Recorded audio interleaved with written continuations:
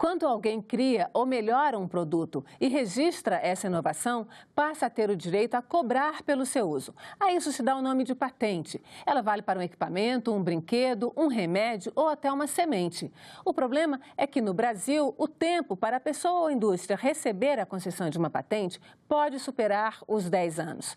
Para explicar um pouco como desatar o nó das patentes, convidamos o pesquisador Antônio Boinain, do Instituto de Economia da Universidade de Campinas, a Unicamp. Ele é especialista em inovação tecnológica e propriedade intelectual. Professor Boinain, muito obrigada pela sua presença aqui no Agenda Econômica. Obrigado a vocês pelo convite. Então, comece explicando um pouquinho. A gente sempre ouve falar dessa história das patentes, que no Brasil é muito lento em relação aos outros países, que a patente é muito importante. Então, vamos começar do começo. Vamos. Qual é a importância da patente para o desenvolvimento econômico e tecnológico do país? Eu vou falar de uma maneira que o telespectador pode entender intuitivamente.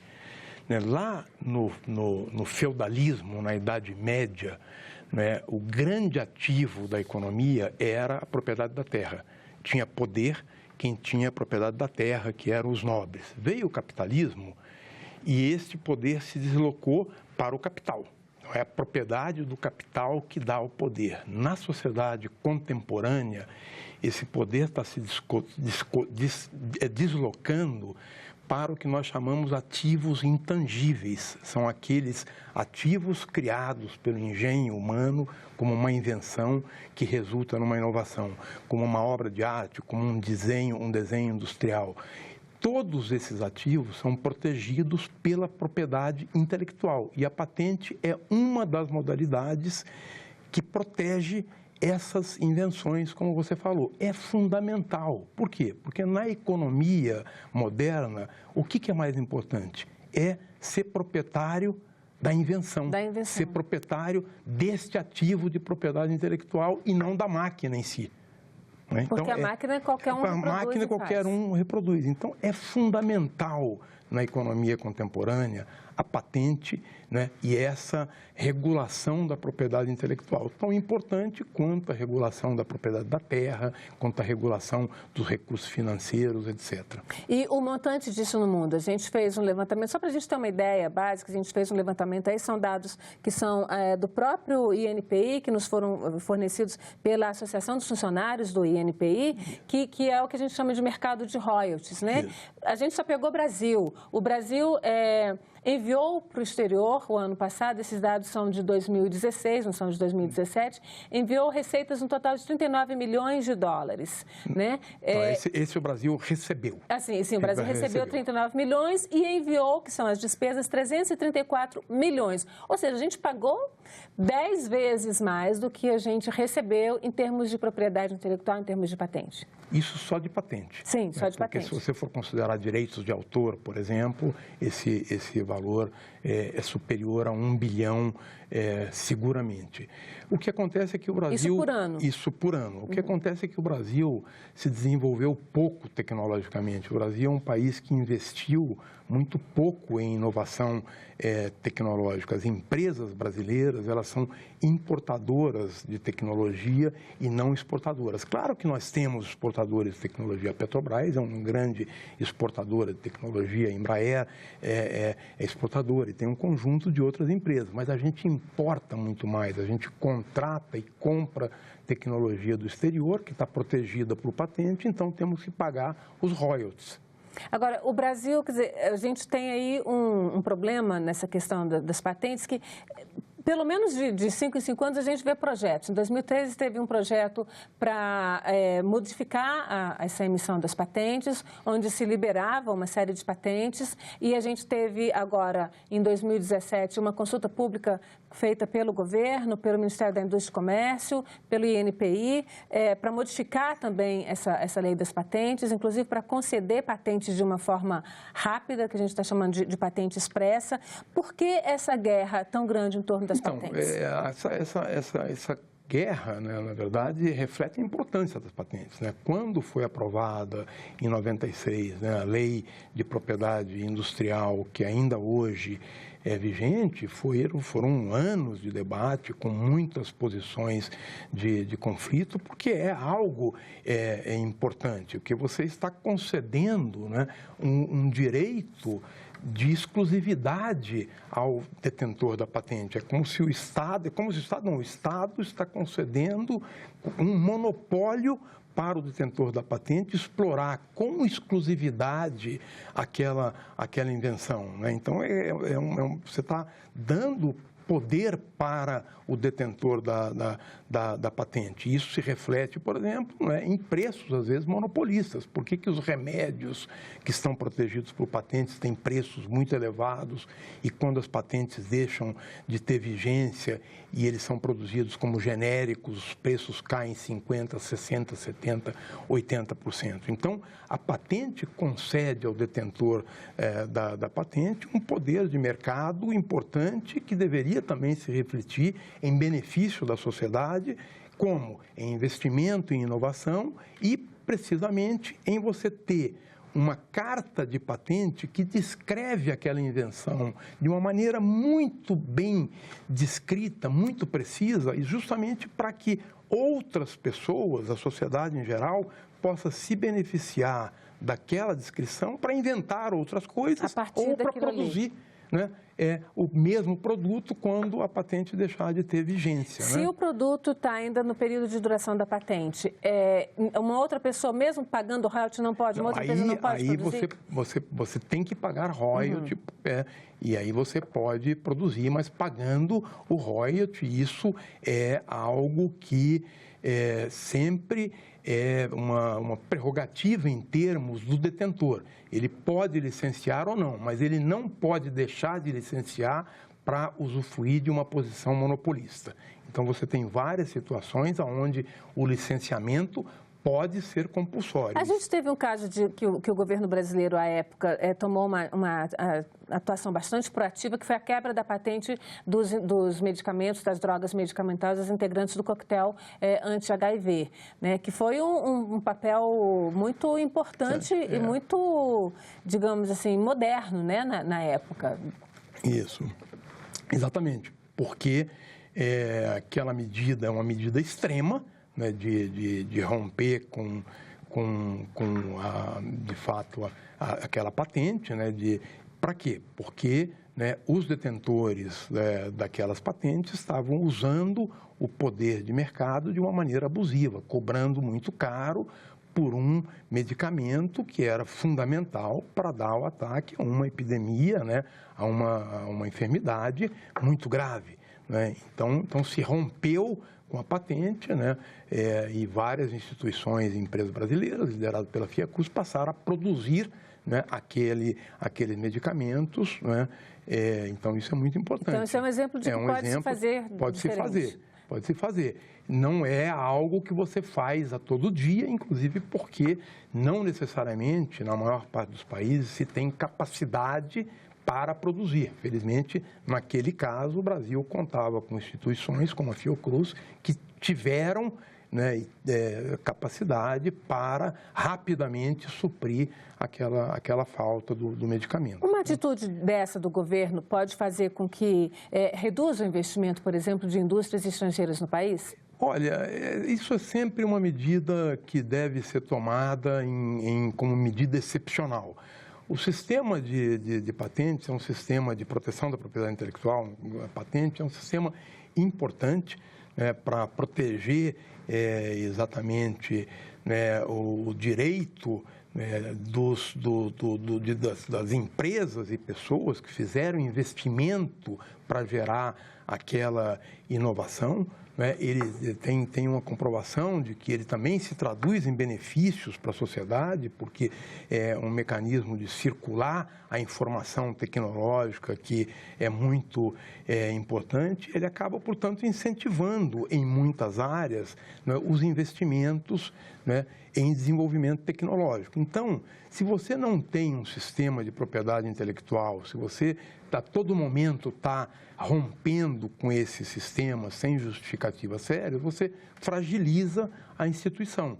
E, naturalmente, pode sim desestimular investimentos, tanto de empresas estrangeiras como de empresas nacionais. Você falou, estão pegando empresas estrangeiras e nacionais. A gente fez um gráfico aqui a partir do levantamento também do INPI, da solicitação de patentes no Brasil, né? E aí a gente pegou aqui, esses dados são 2000, são 96, 2006 e 2016, são esses os dados, né? E a gente vê aqui um crescimento, né, na solicitação de patentes feitos ao INPI, quando a gente pega o total, mas a gente pega o dos residentes, que são dos brasileiros, muito pequeno. O que é que isso significa? Que a gente está ficando para trás mesmo na inovação tecnológica? Significa claramente que o Brasil investe menos do que deveria investir em inovação tecnológica. É natural, na verdade, que o dos estrangeiros seja maior, porque o dos estrangeiros é todo mundo, é o mundo todo. Pedindo e nós somos aqui apenas nós. Porque patente só vale para o país. É feito pelo país. Então aqui, né, é como se apenas os brasileiros estivessem competindo contra o mundo todo. Então é natural que a proporção de estrangeiros seja maior do que a proporção. Mas esse crescimento... Mas esse crescimento, né, mostra que tem uma distorção. Os pedidos de residentes, né, não chegou a aumentar 50%, sim, enquanto os estrangeiros, né, triplicou. E mostra a situação de fragilidade, né, do Brasil em investir pouco, né, em pesquisa e desenvolvimento, e investir pouco em inovação. O Brasil deveria investir muito mais nesse setor. Agora, isso é interessante porque ouve-se muito dizer que é muito complicado, uma patente no Brasil demora 10 anos, 8 anos, 14 anos, até 14 anos no limite para sair. A gente também fez um outro levantamento, um comparativo, né, o tempo de concessão de patentes, e aí a gente viu também que no Japão esse tempo, e a gente pegou esses dados, aí são dados públicos, né, que estão aí. No Japão, 1 ano e 3 meses, na Europa, na agência da União Europeia, 2 anos e pouquinho, Estados Unidos, 2 anos e pouquinho, nosso, a média aí de 10 anos e 2 meses. Por que essa dificuldade?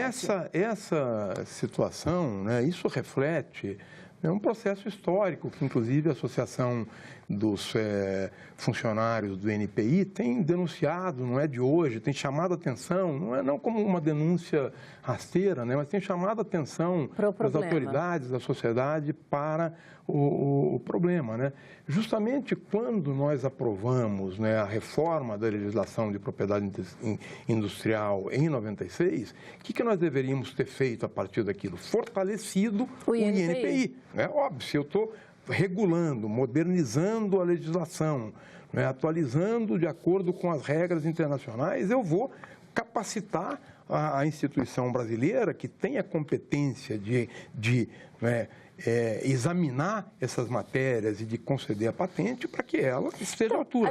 E houve de lá para cá uma redução, né, no orçamento. Um abandono do INPI, que foi tratado como aquela repartição pública sem nenhuma importância, né? Que foi envelhecendo, não foi modernizada do ponto de vista tecnológico, os funcionários não foram valorizados, então muitas carreiras de Estado, às vezes até menos importante, tiveram uma enorme valorização. Quando você pega os funcionários do INPI, ficaram lá esquecidos no Rio de Janeiro, como se fosse... Né?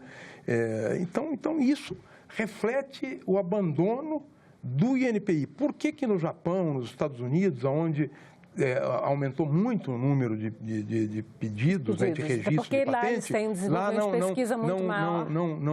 Não ficou uma situação tão grave como aqui, porque né, os escritórios responsáveis pela matéria foram valorizados. Basta dizer o seguinte, nós temos 350 examinadores de patente. O examinador de patente, Antônia, é um profissional de alto nível para entrar, tem que ter no mínimo, né, mestrado, mas a metade deles, pelo menos, se eu não me engano, tem doutorado, né, são são áreas, são cientistas, gente com grande formação, jovens, alguns mais velhos, mas formação tecnológica, né?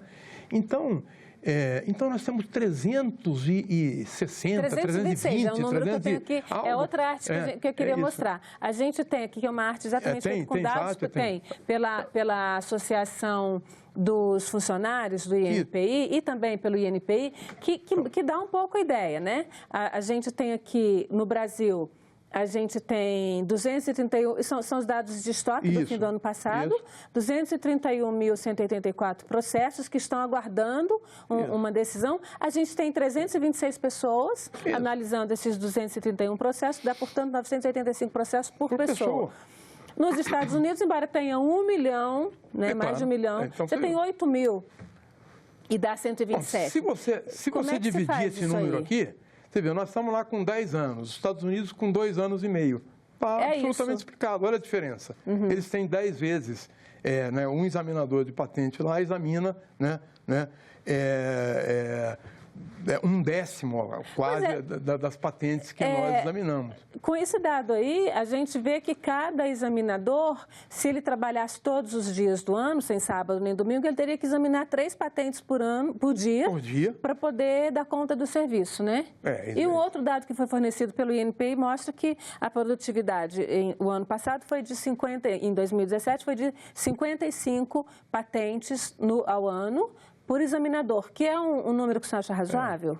Eu acho que é um número que é difícil de avaliar, mas eu acho que a tendência mostra que um aumento de produtividade. Se você pegar a evolução da produtividade, ou seja, do número de patentes que tem sido examinada ano a ano, ela está crescendo.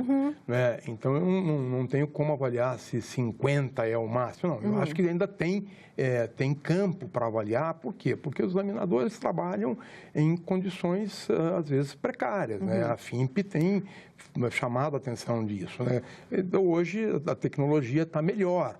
Os computadores são mais modernos. Eu visitei o INPI alguns poucos anos atrás, os computadores eram computadores do tempo da onça. Né? Então, hoje está melhorando, mas, de qualquer maneira, o computador é uma parte só. Tem toda a questão dos aplicativos, dos softwares, dos processos. Então, eu imagino que se pode fazer ainda muita coisa para melhorar a produtividade. Eu dou um exemplo. Eu fui à China e visitei o escritório de patente da China. Os examinadores na China, eles contam com equipes de apoio. É como um desembargador, um ministro de tribunal superior, né, que conta com uma equipe de assessores, né, para ajudá-lo. Você vai no CAD, são 7 conselheiros. Os conselheiros têm assessores que ajudam, preparam, né, os processos. O examinador do INPI... O examinador aqui do INPI é um solitário. Né? Eu não conheço como que eles trabalham, mas eu imagino eles trabalhando ali num boxzinho solitariamente, com um computador. Então, a gente está até aqui no problema. Né? Para tentar resolver esse problema, a gente tem várias possibilidades. O governo fez uma consulta pública, agora em 2017, onde ele propõe uma patente expressa. Você entrou lá com o pedido de patente, o INPI, a partir desse estoque, o INPI já concede essa patente e seja o que Deus quiser. Tem projetos de outros partidos em 2013 que estão na Câmara dos Deputados, prevendo até você acabar com esse processo de patentes da forma que está, mudando totalmente. Para onde que anda? Essa patente expressa, ela é razoável? Essa proposta do INPI, aliás, eu estou aqui exatamente por isso, que quando saiu eu fiquei tão horrorizado que eu escrevi 1 ou 2 artigos sobre o assunto. É uma das coisas mais... eu não posso falar assim num programa público, né, idiotas, coisas desse tipo, até porque seria desmerecer pessoas sérias, as que trabalharam e que têm um ponto de vista diferente de mim. Mas é uma proposta boba, uma proposta péssima para o país. Né? Porque ela, no final das contas, ela acaba com o valor do título que você está concedendo. Ora, mas eu gosto de dar exemplos que sejam claros de entender. O que é um registro de propriedade de terra? que é algo bem concreto, né? Então, eu tenho uma propriedade de terra, né? Então, essa terra, esse registro, a escritura, delimita claramente, né, espaço. Hoje, com georreferenciamento, georreferenciado, eu sei aquilo que fala. Quantos hectares tem? Agora, para eu conceder para você esse título de propriedade da terra, eu tenho que falar assim, bom, mas alguém já é proprietário deste pedaço de terra? Não, ninguém é. Então, eu dou para você é você proprietário de terra. Você comprou, tal, né? Está lá todo o registro. Então, nós sabemos que existe. Olha, quando você concede uma patente, que é um título também de propriedade de um ativo intangível, aquele invento que você criou, né, é um título de propriedade. E ele tem requisitos muito objetivos. Né? Preciso comprovar a novidade, né, que não é algo que já tem. Porque eu estou te dando um poder, né, especial. Eu não vou te dar um poder especial para algo que já tem. Já existe copo. Eu estou dando para você, né, uma patente de copo. Não pode, tem que ser uma novidade. Tem que ter uma atividade inventiva. Não pode ser algo banal, né, de criação. Né? Ele tem que ter uma utilidade de aplicação industrial. Eu não concedo patentes que são inúteis. Mas o governo está querendo, né, resolver esse estoque. Não, mas acontece o seguinte, aí eu resolvo esse estoque, estou dando esse exemplo longo, se me permite, né, para que fique claro qual é a solução do governo. Então quando o senhor compara com a terra, quer dizer que eu posso entrar com o pedido dessa terra, embora ela seja independente, aí, exatamente. Então, a patente tem requisitos, né? Aí o que o governo está dizendo é o seguinte, olha, eu vou conceder a patente para todo mundo que pediu o registro, independente de ter novidade, de ter atividade inventiva, de estar bem descrito aquela invenção, de ter alguma utilidade industrial. É como conceder o título de propriedade para qualquer um. Eu vou lá no INCRA, eu estou pedindo a propriedade, né, aqui, né, exatamente dessa terra onde está o Senado Federal. Aí o INCRA emite a propriedade sem examinar. Mas isso aqui, tem alguém ali? Tem alguma construção? Tem dono? Qual a solução? É exatamente isso que o governo, que o INPI está fazendo. É um absurdo. A gente viu esse levantamento que a gente não tem gente suficiente para analisar essas patentes. Qual é a solução que o senhor vê? Mas, olha, é preciso primeiro contextualizar o problema, né? O serviço público brasileiro, né, todo ele tem déficits. Né? Você vai na saúde, né? Então você tem filas de pessoas esperando por uma operação, às vezes banal, uma maldade. Né? Você vai na justiça, demora anos um processo para ser analisado. Né? Então, é preciso dizer o seguinte, o INPI não é diferente, não vamos criminalizar o INPI como tem sido feito, né, surpreendentemente pela própria direção do INPI, que desvaloriza, né, toda a instituição quando diz, olha, vocês são atrasados, ou até como vocês quase que dizendo, vocês são ineficientes. Não, esse é um problema do serviço público brasileiro, muitas áreas, como foi esquecido, tem esses déficits. Esse é um primeiro problema. Segundo problema, você não pode ter uma solução, como se diz, uma emenda que seja pior do que o soneto. Você tem que melhorar. Eu não posso sair concedendo títulos de propriedade para todo mundo que pede, sem examinar se tem conflitos, né, em relação àquela propriedade. E eu estou concedendo um título de patente para você, sem examinar, eu não vou saber se alguém já tem aquele direito. Né? Nessa consulta pública, a gente viu que no levantamento do próprio INPI, 70% das pessoas que responderam, pessoas e indústrias, foram contra essa proposta. Mesmo assim, essa proposta está sendo considerada pelo governo para ser encaminhada para o Congresso como uma medida provisória. Que alternativa? O senhor é um estudioso, tem os funcionários da INPI, que alternativa vocês apresentam? A alternativa é o seguinte, a primeira alternativa é preciso rapidamente, né, aumentar o número de examinadores de patente. Vocês vejam, nos Estados Unidos são 10 vezes número 10 vezes maior do que no Brasil por pedido, pedido de na verdade, bem mais de 10 vezes, exatamente. Né?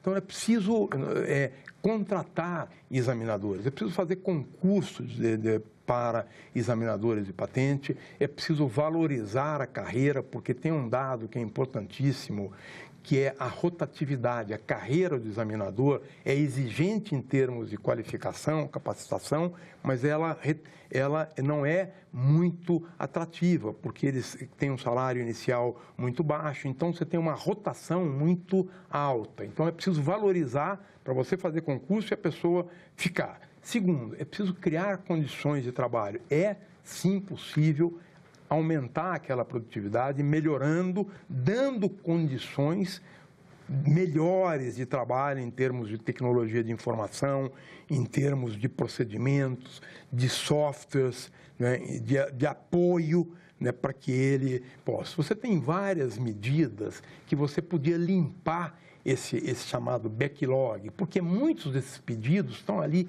atravancando a fila, mas eles nem são mais de interesse de quem pediu. A pessoa entrou lá com aquele pedido, mas perdeu o interesse, né? Porque é uma parte... Dá uma limpada aí nesse cadastro. Parte enorme desses pedidos, né? De fato, esse é o resultado final, 90% é recusado. Né? Então digamos, são pedidos de má qualidade. Né? Então, é preciso limpar esses pedidos. E você tem maneiras administrativas e técnicas de fazer isso, né? Para poder limpar e, de fato, concentrar a análise naquilo que é relevante. Com essa proposta aí, o senhor acredita que em quanto tempo a gente consegue limpar o cadastro? Porque a proposta do governo é limpar em 2 anos. A proposta não é minha, né? Sim, eu estou recolhendo muito assim, de propostas da AFIMP, de seminários que foram feitos e que alguns eu participei, né? Isso depende muito de quantos examinadores novos você vai contratar, porque a chave é o examinador. Quem examina, né? Não sou eu que sou pesquisador, não é da diretoria do INPI, é o examinador. Então, se você não aumenta o número de examinadores, você tem um limite de aumento de produtividade. O cara vai trabalhar 8 horas, você viu muito bem ali, né? Se o cara trabalhar sem nenhum dia de folga, certo, ele vai ter que examinar 3 patentes por dia. Não é viável, Não é viável, então tem que aumentar o número, junto com o aumento do número de patente, qualificação tecnológica, né, e qualificação de apoio, você pode aumentar significativamente, né, a produtividade e pode limpar, né, essa base de pedidos que estão ali acumulando, aqueles 230 e tantos mil, e com isso você reduziria para um período que seria mais aceitável, né, do ponto de vista da economia do país. Professor Antônio Bainaí, muito obrigada pela sua presença aqui na Agenda Econômica. Já terminamos, são 25 minutos, mas é isso, já terminamos. Agradeço muito e espero que se chegue aí a uma solução razoável, que não afaste a inovação tecnológica, que faça o Brasil realmente lucrar mais com essa criatividade e essa inovação. Essa é a nossa expectativa, de que se encontre uma solução adequada, que as partes interessadas possam conversar, discutir e superem essa posição de polaridade que está no Brasil, que é contra ou a favor. É possível construir alternativas com a participação dos interessados, que sejam de interesse do país e não de interesse, provavelmente, de meia dúzia de segmentos ou de empresas que possivelmente estão patrocinando esta atrocidade contra o país. Muito obrigada pela sua presença aqui na Agenda Econômica. Obrigado a vocês.